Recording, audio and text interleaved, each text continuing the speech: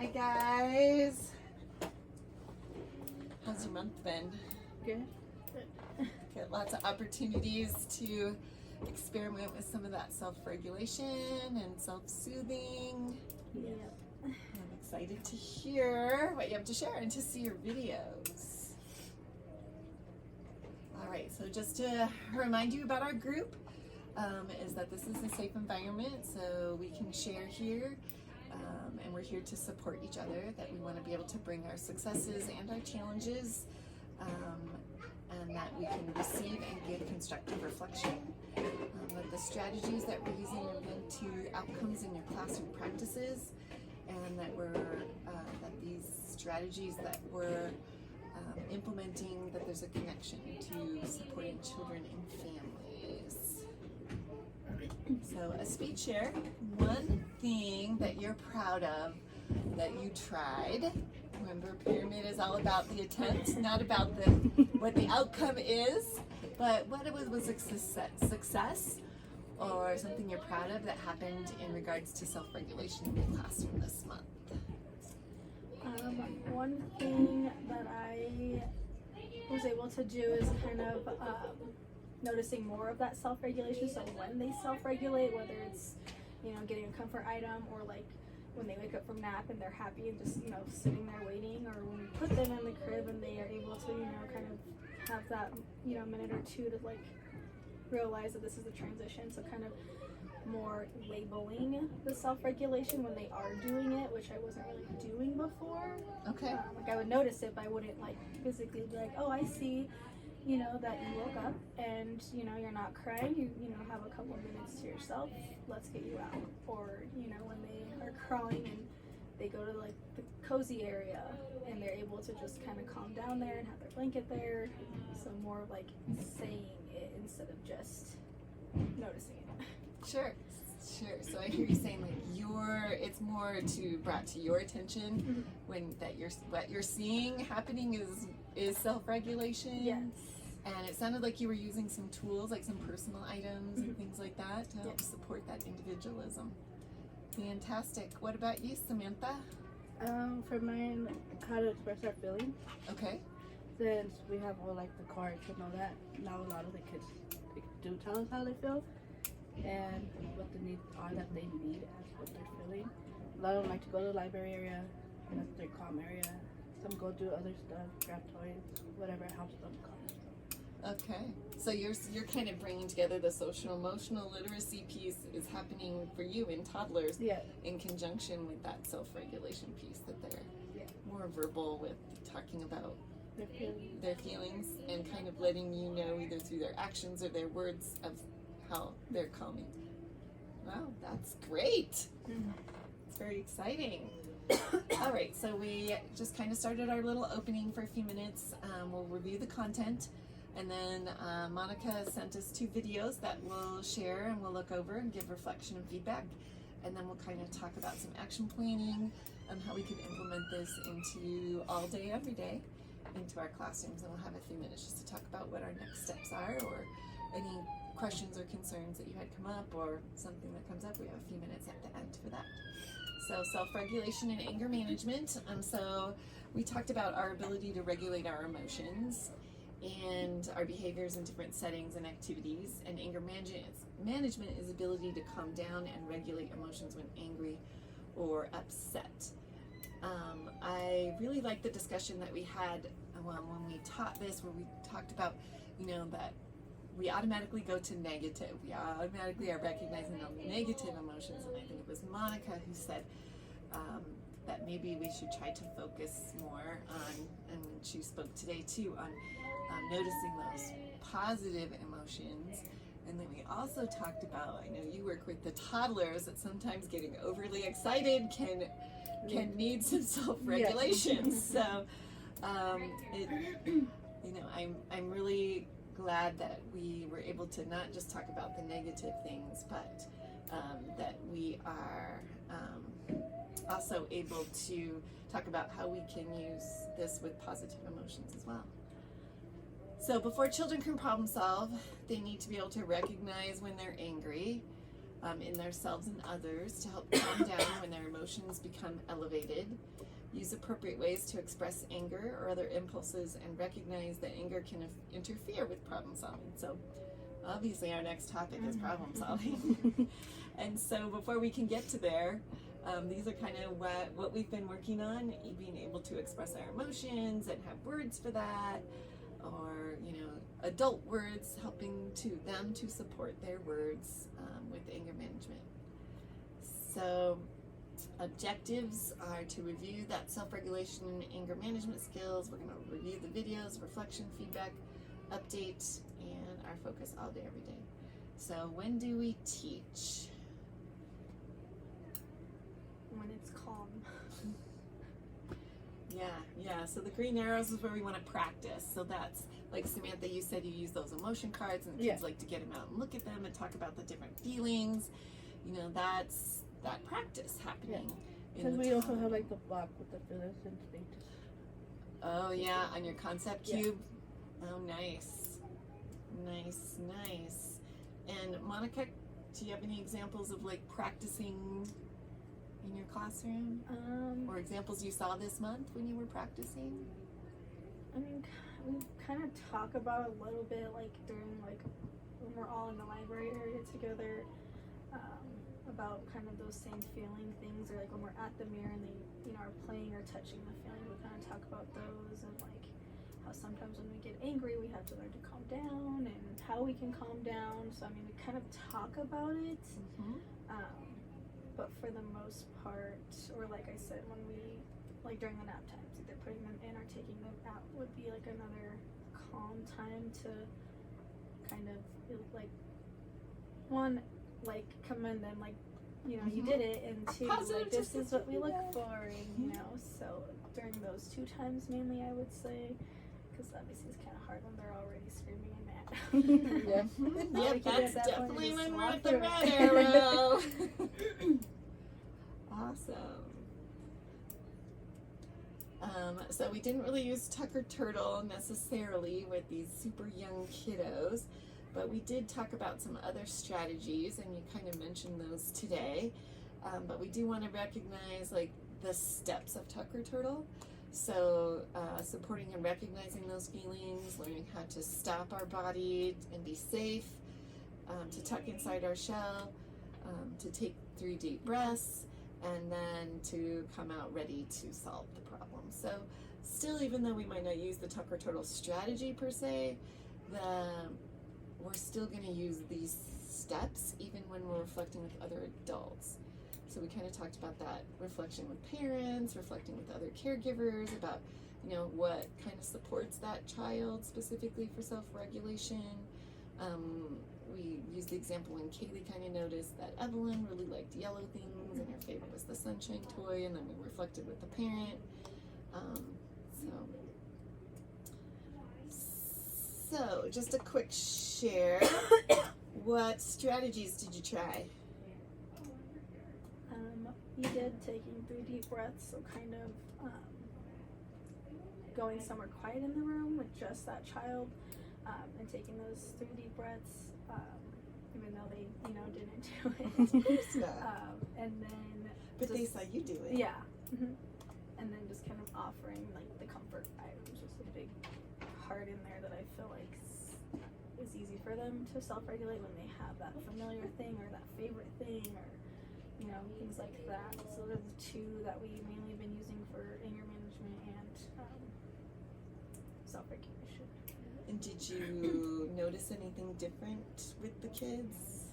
I mean, I noticed myself more recognizing the feeling first, and then like kind of either asking, you know, should we go get something, like kind of like knowing what each child likes would be something I guess I really notice more as I start to pick up more on what they like, what they don't like, what works, what doesn't work.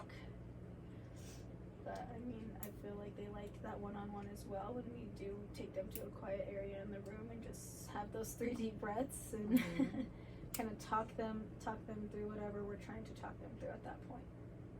Nice. So kind of, I heard you say like you're noticing more and you're individualizing more, and the children are enjoying that more one-on-one and more individualized time.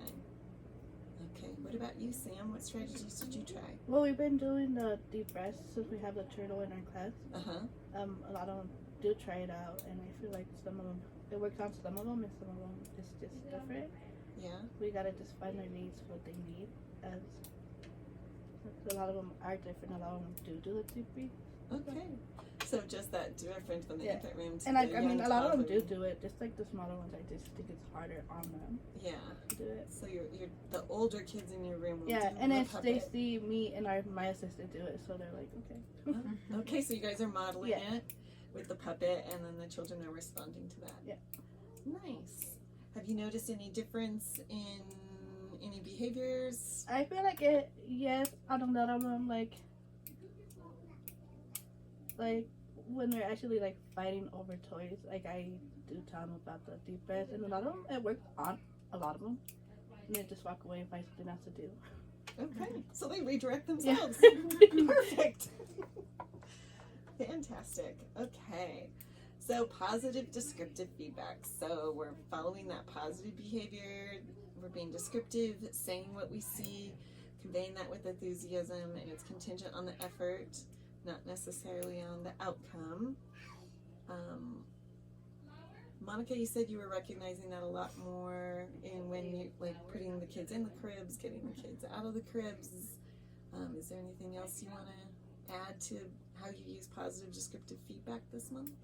Just kind of like how I say it, I guess, like in a positive way. So, you know, I see you were able to wake up and have, you know, a couple minutes to yourself, or, you know, waiting so patiently for the teacher to come over here and get you out. So, I mean, definitely noticing when they're doing it. I mean, and sometimes when they do wake up crying, like, you know, I see you need some extra support, you know, to calm down, or, you know, just we woke up kind of grumpy. So kind of just whatever they need, being there for that, and not only just doing it, but like verbalizing it, kind of just whatever they need. Like, I don't know like how else to put it. Yeah. I think as your coach, one thing that I noticed is that I hear you using positive descriptive feedback, and I hear less of "you're okay." Yeah. I'm hearing a lot more conversations, even if it's just with other adults or with yourself. Yeah. And I'm hearing less of "you're okay." And we kind of talked about that. Yeah. You know, that's not how they feel. But I hear lots more of this positive descriptive feedback when I'm in doing coaching. So good job there. What about you, Sam?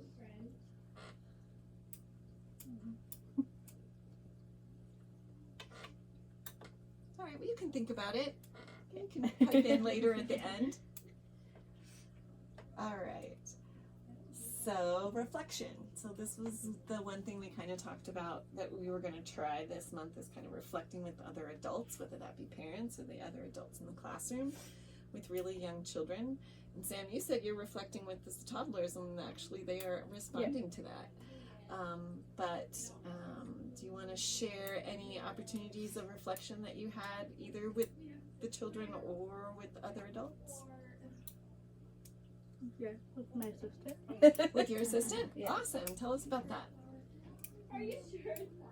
Just like when she's like not having her day, and just take a deep breath, like, or do something else, or, you know. Yeah. I mean, I feel like it helps her, and then I Okay. just try to give her a space. Okay, so you're reflecting with her when you see she's kind of escalating a Yeah. little bit, that you're able to kind of reflect with her about, you know, what we're modeling or the Yeah. energy we're bringing into the classroom. Yes, because I do notice that, like, when we have bad energy, the kids have it as well. So I feel like they can feel that, and it just throw them off. Yeah, that is so true. When we come into the classroom, Yeah, you know, and not that's when the you have a right crazy energy. class. Yeah, when When they're you're doing crazy, like you that. know, how do you bring that down? Yeah. Excellent. Monica, anything you want to add? I mean, some of the babies, like when they are needing something, they'll like look at us, you know, or do like their little whines or cries, you know, letting us kind of know that they need something. And sometimes with some of them, like if we can't get to it like right when they need it. Like I notice with like Armaias a lot when he's super tired and like he'll look at the teacher and just kind of sit there and whine until they pick him up. But sometimes like if we're super busy, he'll just kind of crawl over to the mattress and just lay his head on it, or even on the boppies if there's boppies on the floor. So I mean, I feel like that kind of is like, I don't know, a way of him like kind of trying to regulate himself just for the moment. Like he knows obviously we'll go over there and pick him up once we're done like changing a diaper or whatever we're doing. So I mean, that he can have another option, I don't know, is a way for him to kind of reflect-ish. I don't really know how to like put it into those terms. Yeah, that he's recognizing with you guys' prompting and modeling that he can go do something and you're not going to forget to come to him. He knows you're coming, so he's starting to regulate a little bit in the waiting time. Awesome. All right, how about connecting with families? Did you reflect with any parents this month? Did you send out photos through Life Cubby, parent handouts? I know with Kaylee, we had talked about, I had asked her a couple of like things Hayden likes. And I know she brought a couple things from home too that kind of just stay in his cubby for comfort. So that I have something to go to when he is needing that self-regulation or anger management, calm down stuff. But I mean, yeah, not too much. Okay. But you know, that is individualizing with infants when you reflect with the parent that, you know, you're trying to support the child with self-regulation and they bring something from home to help support the child with self-regulation. I mean, that's a fantastic way to connect with families. What about you, Samantha? Well, like Evan, he's been having a hard time in drop off. His dad did bring a picture for him, and then we give it to him every morning, and then that's what helps him. Oh, nice. So down. you individualized also working with a specific family on a problem situation. A drop off with Evan, and so having a family photo he can hold, and awesome. That sounds great. All right, so we're going to watch a couple of videos, and we have some reflection forms here for you. And Miss Monica submitted our videos, so let me just get there really quick. Share album. Nope. Video. Here we go. All right. Here's our first one.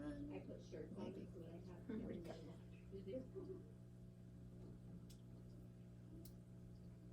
go. Okay.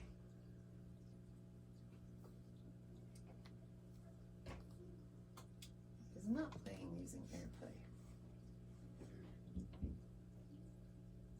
Why are we not going?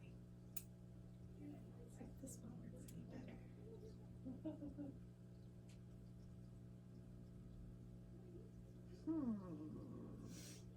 Well, we might have to just watch one here. See that you're sad. Why are you so sad?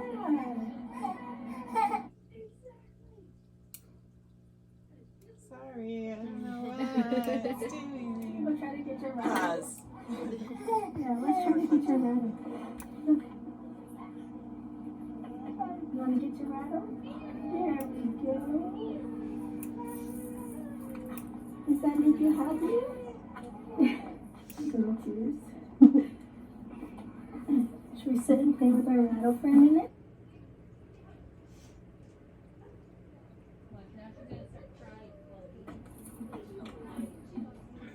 Oh, he's like, don't let go of me.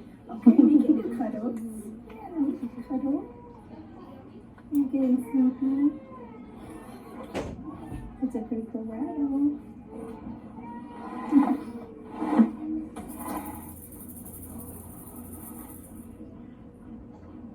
You try to shake it. There we go. See, we don't need to be sad. All right. Let's take a minute to fill out the little video reflection. So to the teacher sharing the video, what were you trying to accomplish with this strategy? Definitely just self-regulation. I mean, he wasn't like too upset. He was more sad. So I wouldn't say anger management, but you know, he was starting to get sleepy, and so kind of helping him instead of like get to the point of screaming his eyes out because he's so tired. Getting his, you know, favorite toy that we had talked about that mom had brought, so that we could kind of use that as like a transition tool to nap time. But it kind of goes from like being sad to, oh, this is my favorite toy. I'm happy now, and I might be ready to take a nap. Okay.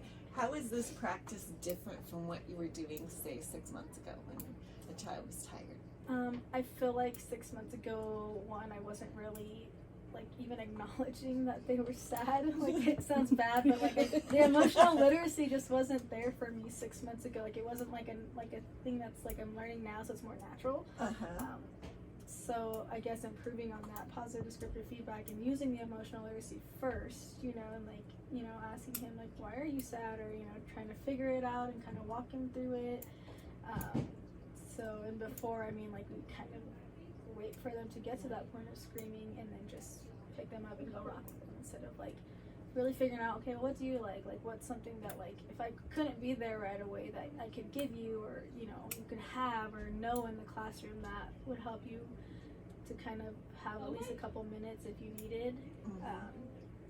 So I mean, definitely emotional literacy, talking about it and individualizing more. Yeah, I mean, I see that too, and also that you're taking that minute to transition. So before it'd be like, I see you're tired, sleep sack bed. Yeah. She gave him an option to take his rattle and then see if that would help him. So then he just wanted to cuddle with her. Yeah. So she saw his need.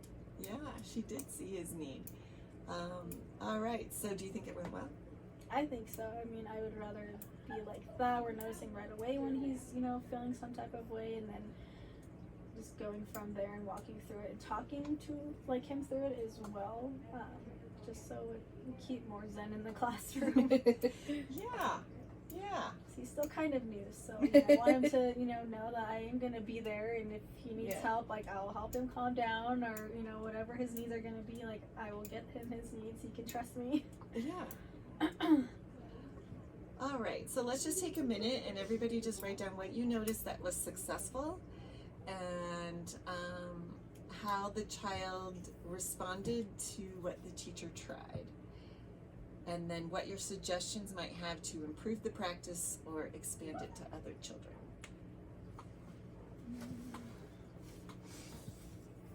And while you're doing that, I'm trying to figure out how to make the other video play.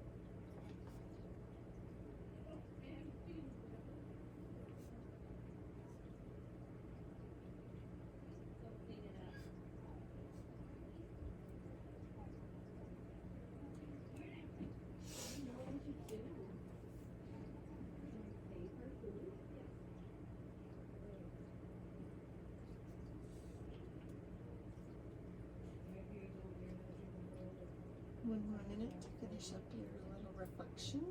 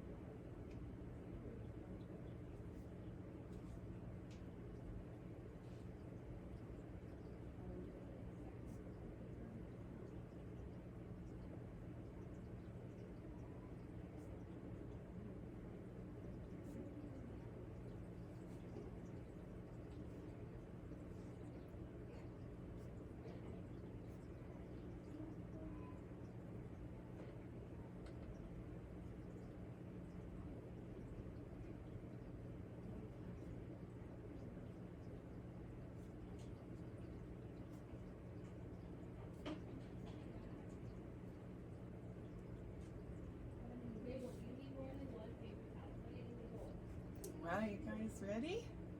There's lots of ideas on there. I can't wait to hear them. All right.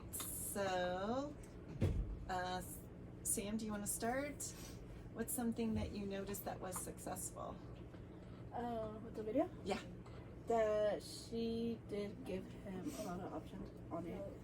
She asked him if he wanted his rattle. She sat with him, cuddled with him. Okay. So you saw a lot of individualism and support, including physical support. What about you, Monica? I said that I thought it was successful because the child was able to self-regulate.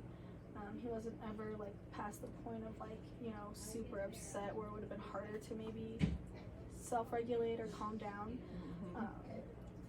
And I mean, he seemed happy. He was smiling once we grabbed his rattle, and he kind of like latched on when I was sitting with him in the chair and kind of had to readjust him like he thought I was going to put it down. So he like dragged onto me. So he was, you know, ready for that, you know, interaction with the teacher.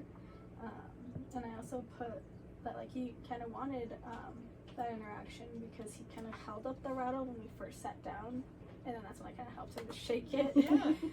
So I mean, and he like reached for his rattle once he's seen it. So I mean, I thought that he, you know, kind of knew, like, oh yeah, that's mine, and you know, this is what I want, and Nice.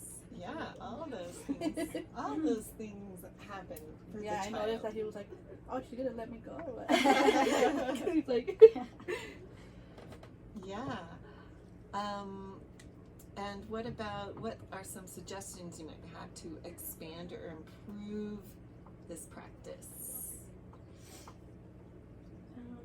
I said more like to improve it is maybe verbalize the calm down process. Like I feel like I, you know, went over there, noticed he was sad, you know, asked him why he was sad, you know, asked if we wanted to go get his rattle, you know, walked over there, grabbed it.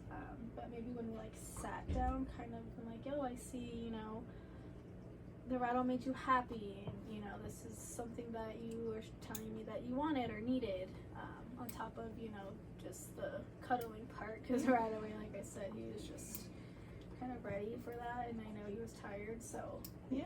again, kind of like knowing his cues, knowing his schedule. And then I said for expanding it, I could, well, one, do it with like all infants during, you know, whenever they need the self-regulation or anger management. I mean, I thought you could talk about it like during a small group, like when we're just all on the floor together. Maybe noticing if a kid, you know, does it on their own, or if we have a book that might talk about self-regulation or anger management, kind of what that looks like, the steps we do, and maybe being like, oh, you know, Hayden does that, or Hayden showed this by doing this, or and then giving praise for doing it. So like, good job, Hayden, I see you were able to, you know, find something that calmed you down, you know, made you happy. So kind of praise for when they do self-regulate, or like when like with the cribs too, or do the anger management thing. And then another big thing I would like to do is kind of share those moments with families, because a lot of the pictures we send and stuff, they're all like from lesson plans, or you know, them being happy, or you know, doing an activity, something we're experiencing in class. It's not so much they don't get that like emotional piece in about like, yeah, today Hayden did really good, you know, being able to, you know, find his favorite toy and like sit with the teacher and play with it, or you know, Alice did really good. She woke up and was smiling and, you know, kind of talking to herself in her crib, and then we got her out, you know, and she was on the floor and playing and happy. So kind of maybe bringing more of the parent aspect into it and sharing that with them, or maybe even sending like a message. Yeah. Hey, just want to let you know, like we, you know, were able to calm down today and using our, you know, 3 deep breaths, or Yes. Yeah. And you know, with the app in your iPad, that's you know, pretty at your fingertips to do. So wow. Okay. Sorry, it was kind of No, that is all great. It's just so exciting for me to see, you know, how this journey is taking you guys, and the changes in yourselves, and the changes that you're recognizing in the children, and you know, that you're being vulnerable and trying new things. You know, sometimes it's scary to try something new, and you know, so I'm just so proud of you guys. What about you, Samantha? What suggestions might you have for this practice, or how I could just you put expand it? more words with it, and then doing like books and trying to show more of our expressions to them. Okay, so incorporating some materials like books into that. All right. You know, because I know like I catch it on myself that I don't use the actual words for them, and I'm like, okay, that's not how it works. Yeah, so catching yourself and being Yeah. like, I need to use my words to reflect on this with them. Yeah. Would you say that, do you notice or recognize that when you're using that kind of language, does that have any effect on the kids? It does. I feel like it helps them more, and then when we don't use it, it's just like a whatever to them. So when you use it, you think like the child's even recognizing that they're being respected, and when you don't use it, the child's kind of like, giving you the whatever. Yeah. They're like whatever. The toddlers. Yeah. Interesting. And then it's also like complimenting them, like be like, oh, you did it, or all that. Yeah. Using that positive descriptive feedback and remembering to catch the positive. Yeah. I know it's so because hard. I know when because we do it, a lot of kids start doing it because they actually showing the child that does it, that they're doing it the right way, and so they start doing it. So by using positive descriptive feedback, we're recognizing the behavior in the child who's doing the behavior you want. More children are doing the behavior that you want. Yay! Pyramid works! All right, let's see if this video will play. So Monica, tell us a little bit about this video. So this one was the other teacher had came in for the rest of the day, so I was getting ready to leave. And Alice was kind of upset about it. She was not wanting me to leave. And again, gotten up just to go get my shoes or something. And yeah, so this was practicing the 3 deep breaths with her, Okay. and then kind of using that to get her calm first before returning her to play before I left. Okay. So let's give it a second, see if this starts to play. Be a little more patient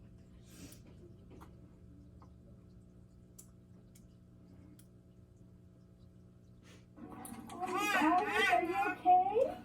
What's the matter? Are you upset because I'm going to be leaving today? Work on our 3 deep breaths and get calm before I go. Okay, let's go somewhere quiet first, okay? Okay. Are you okay when I leave? Can you do 3 deep breaths? Alice, like this. 1, 2, oh, She wants to cry so bad. 3. Okay, right. We're gonna be in here with Miss Katie. Yeah. It's really, really fun too. It's like your nose first starts. Okay. Yep, let me give me that. I'm sorry. Alright, let's go try to play on the floor real quick, kids. Hold on a little bit. Wanna go to my play?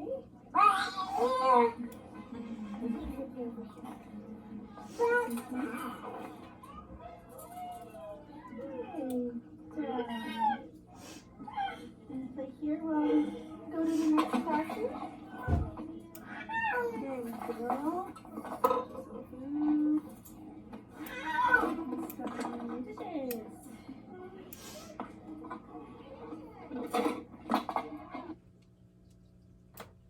All right.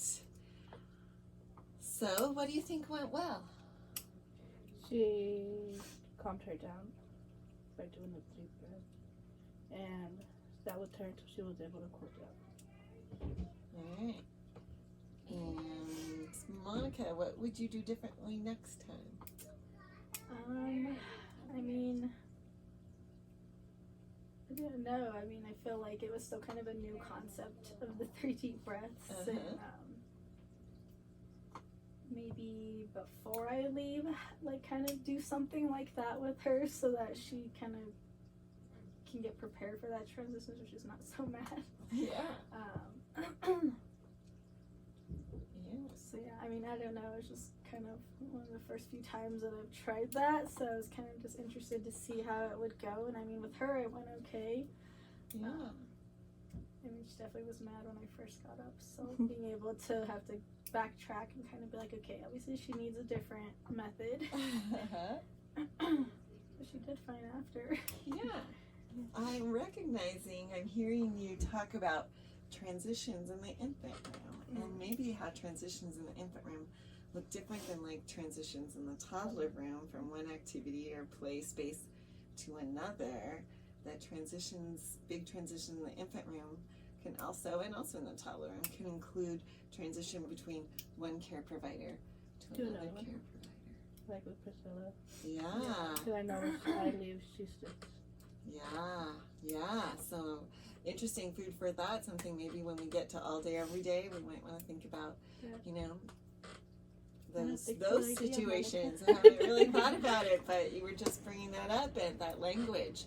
All right, so let's take a minute and just write down things that we noticed that were successful, and how the child responded to this practice, and then also what maybe could be done to improve the practice or expand the practice to do it with all children or other children.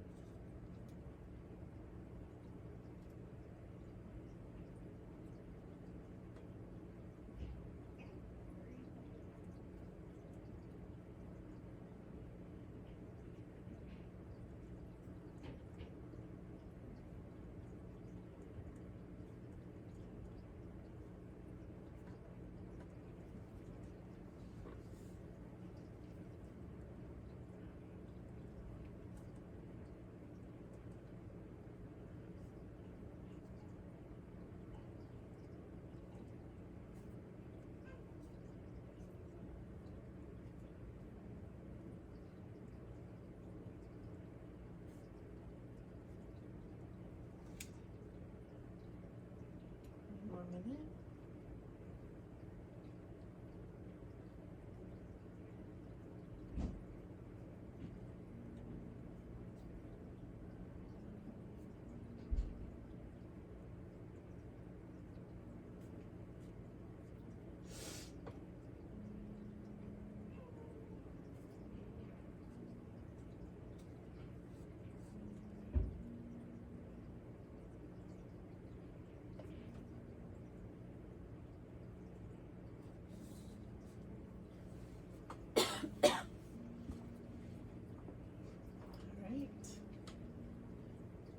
Monica, do you want to share first?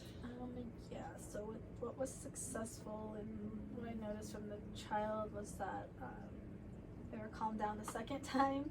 They were more able to deal with that transition. She wasn't so upset when I left the second time. And I feel like she's definitely one that needs that one-on-one time, and she's still kind of new, so she's wanting that, to build that bond with the teacher. So, I feel like she did okay. I was just thinking more on the lines of, like, for next time, like, maybe somehow incorporating Kaylee in there, help with that transition. So that way, she doesn't just get so mad when I get up just to grab my shoes. Yeah, you grab your shoes.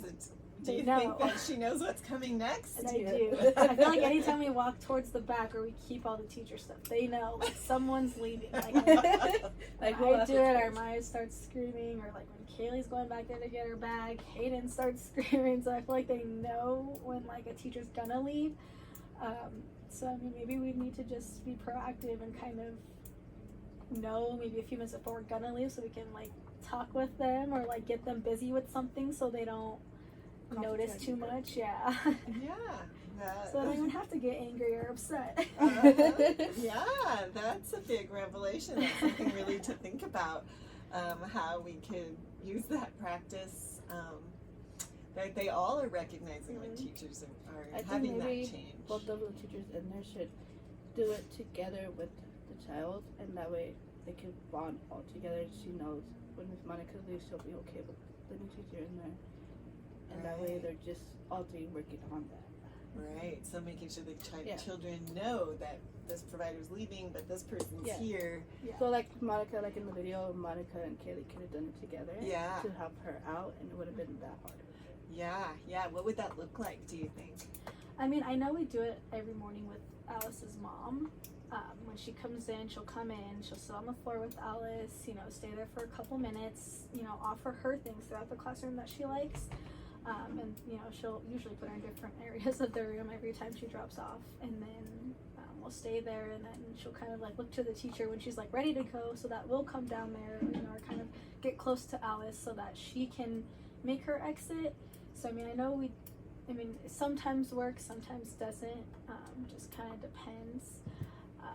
But I feel like that she notices, because once we start getting closer, she tries to like grab onto mom and it's like, what's about to happen? They're so smart. Yeah, and so I know that. And or maybe if you get something like that's mom's that she could bring and she can have. Yeah, maybe that would keep there. Yeah. Because usually that happens, and like sometimes she does. We'll sit there and play and like watch, Danielle leave, and she's fine.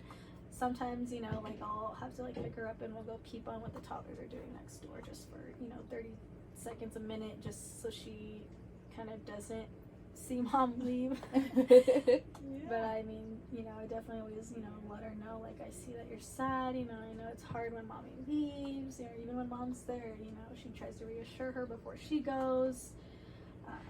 So I mean, I feel like that's what we kind of do, but we can kind of do the same thing with Kaylee, like where she comes and sits with Alice, and I slowly, make my exit.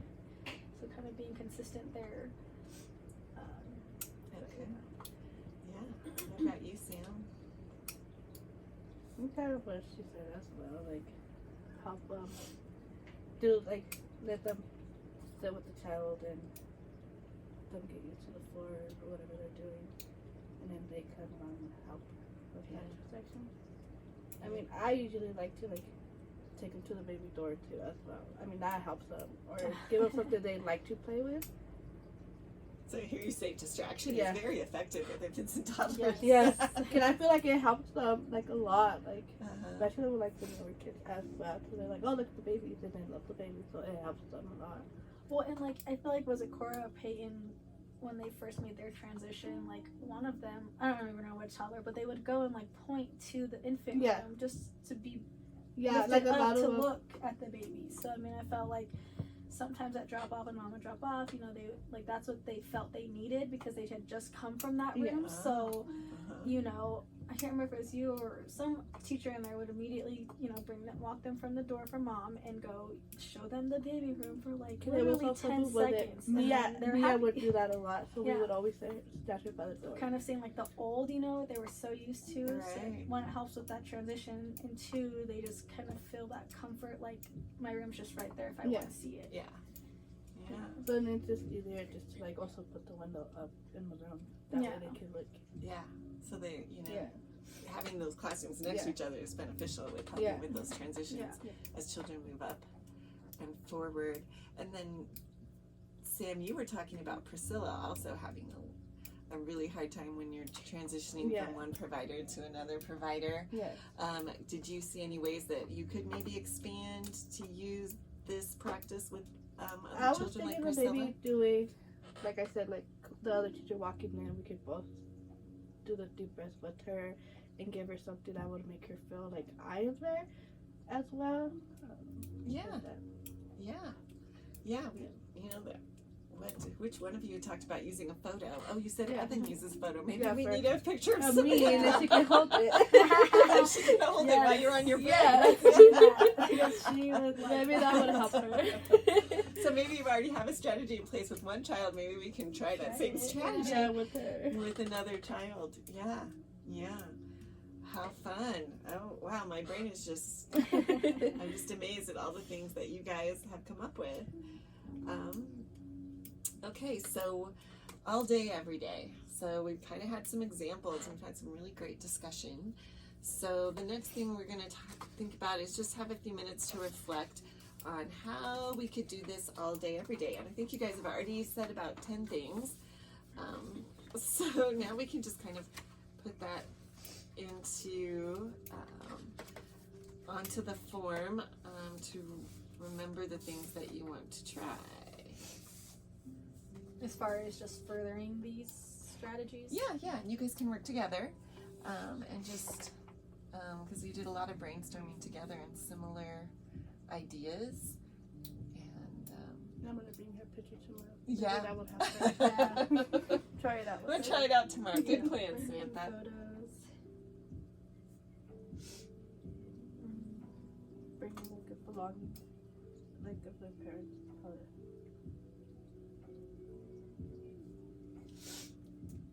I know during like fruit play we said like kind of introducing it more, using it more. So I put like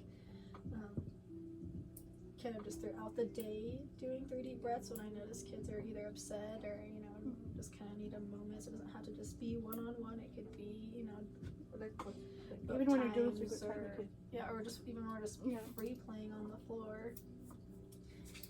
I mean, I feel like Nell might be one that like might catch on and start to do it herself. You can like the older infants. Even like with the babies that we have in the room, we can use those as like they're pretending to do a deep breath. That would probably help. Modeling.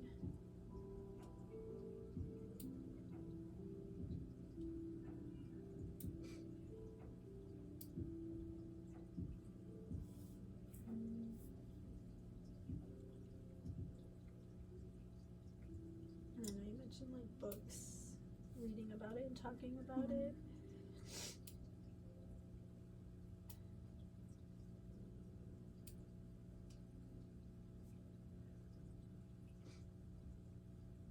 What themes do you think those books might be? Do you think might help support them with self-regulation? I mean, I know we have a book somewhere in there about like Caillou getting upset because, bringing home his sister. So they kind of talk about it through that book, how he calmed down. So maybe using that and like saying individual ways of how they could use that for them to calm down. Maybe even referring back to that book. I don't know if they'll remember, but like when they're upset, be like, hey, remember this book we read that? What did he do? He did this. What can we do for you? Oh, wow. Maybe when works you're for 4. you? Yeah, I know, like, that's what I'm saying. It's hard, I feel like, sometimes with infants and toddlers, because it's like they're more just those emotional creatures who just need the bonding. It's like, even when we say stuff, they're not always going to respond to it. Right. I was thinking maybe we could create something for maybe some of these like strategies. that book that I told that we had, like the Happy Baby strategy. I mean, a lot of the kids like that book, and I feel like a lot of my kids do show us when they're like sad or mad because they say it because we say it all the time. Right. That Happy Baby, Sad Baby. So maybe using that to be like as part of a transition. Yeah. I mean, if you think of any books like We Need More Of or titles or something, that could definitely be something. As a coach, I can also look up maybe some books around those things. All right. Any other areas of the day? You mentioned morning arrival, free play, cozy area. You said a lot about transitions. What about art? Like, I know a lot of kids like like art, like drawing or whatever. I feel like that helps them as well when they're like. So, like knowing what their favorite thing is. or maybe if you're saying that art is sometimes a good transition tool, making sure that you are able to have that. I know there's not a lot in the one-year room you can just have out for them to do, but could you have something prepared to where they could point? That is an activity that might help them calm. Like even if we had a picture of like an art thing where they can point at it. Yeah. Because I know a lot of my kids like to play in the sink when they're sad. Water play, they like to play in the sink. It's a transition tool.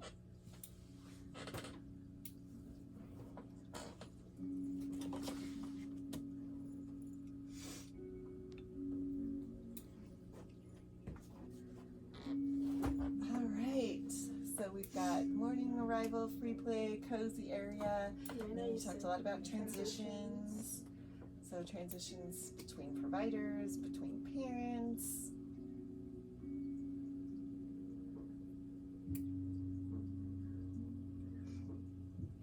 And then what about like I don't know if she can have it in her class. Like pictures with the staff, with their feelings, and we can like just stick them on the wall. Where they can stick them on the wall. Yeah, I think she has motion pictures on her wall already. So let's just think back to the video with Hayden. So where and how could we incorporate those strategies?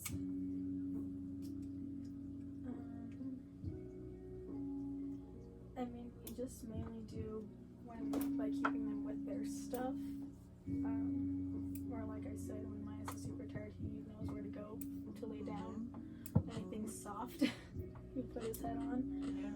I just like, I don't know, in sense I feel like it's hard because it's like a lot of times we're that like self-regulation piece for them. We're that anger management piece for them. Like literally just touching us or holding them, like that's all they need to calm down. So it's like. So you are a soothing item. We are. I just don't know how to like further teach because like I said, they're just such physical beings. It's like they rely on like that relationship and that bond and that trust to get whatever need they need met. So it's right.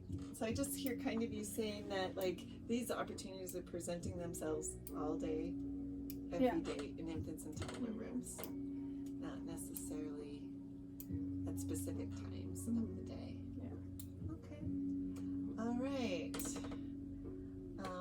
Next steps. So we're going to be starting a new unit, and that is problem solving. So at the beginning we kind of talked about we need to be able to self-regulate and recognize and self-soothe and have some strategies put together so that when problems arise, and we kind of talked a little bit about it today, that we have some strategies to help support that. So that will be our next and our last area of focus for coaching will be on problem solving. And I have a little group feedback form here just for you to give me feedback about how the process is going for you. I'm learning and growing too as a trainer every day, trying new strategies just like you guys are, and I appreciate you working with me and giving me opportunities to practice my reflective questions and to coach and train me.